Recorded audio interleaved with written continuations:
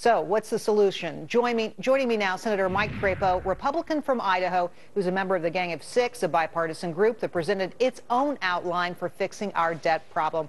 Welcome to the show, Senator. Great to see you. Thank you. It's good to be with you. All right, so I want to start with this idea of a debt downgrade and what it might mean. Reuters polled economists yesterday, and asked, will the U.S. lose its AAA credit rating? 57% said yes. What do you make of that? And are you planning on our debt rating getting downgraded? Well, I certainly hope it doesn't get downgraded, but a lot depends on what Congress does in the next short while.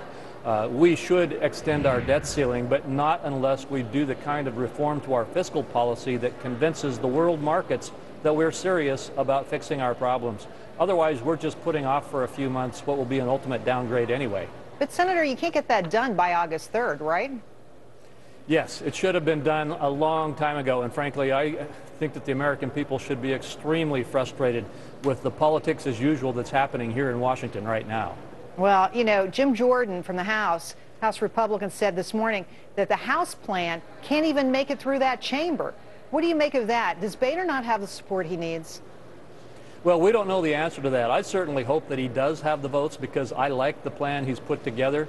I want to look at it a little more closely and see if its enforcement mechanism is adequate, but it involves putting together procedural protections through a vote on the balanced budget amendment. It involves capping spending, and it involves controlling outgoing spending in future years. So I certainly hope they can put it together, but we don't know yet. We don't know yet, and frankly, all we're getting is partisan rhetoric. The speech last night that the president made, President Obama, has been really criticized heavily for being just a political speech. Boehner's comments, I'm not sure, were much better. What did you make of it?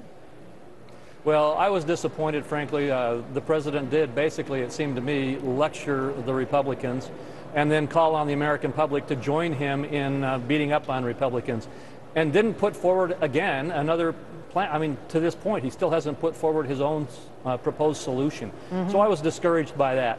On the other hand, I think it was probably kind of expected that Speaker Boehner was going to respond to that, and we got in public TV or in national TV back into a huge debate where what we ought to be doing is working to build a bipartisan path forward to truly reform our fiscal policy.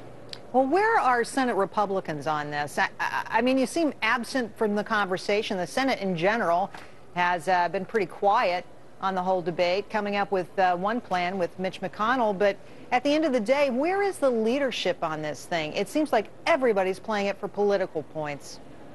Well, unfortunately, there is a tremendous amount of partisanship and politics being played.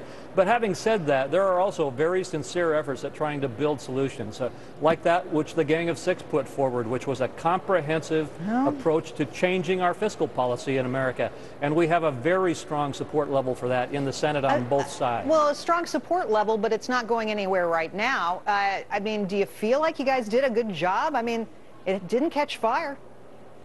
Well, part of the reason that it didn't catch fire yet, and actually it is building a very powerful support base, is that it is proposed as a solution, or at least a huge step in the right direction as the first step to solving our fiscal debt crisis, as opposed to the shorter-term fiscal debt ceiling crisis.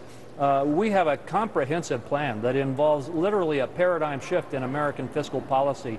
And that kind of a plan is much more complex than the kind of plans that are being negotiated right now to get past this debt ceiling. Well, I got to tell you, we're going to need some big changes. That's for darn sure. We can't afford government as we have it right now. Senator Crapo, thanks for being with us today. Great to see you. Please come back. Thank you.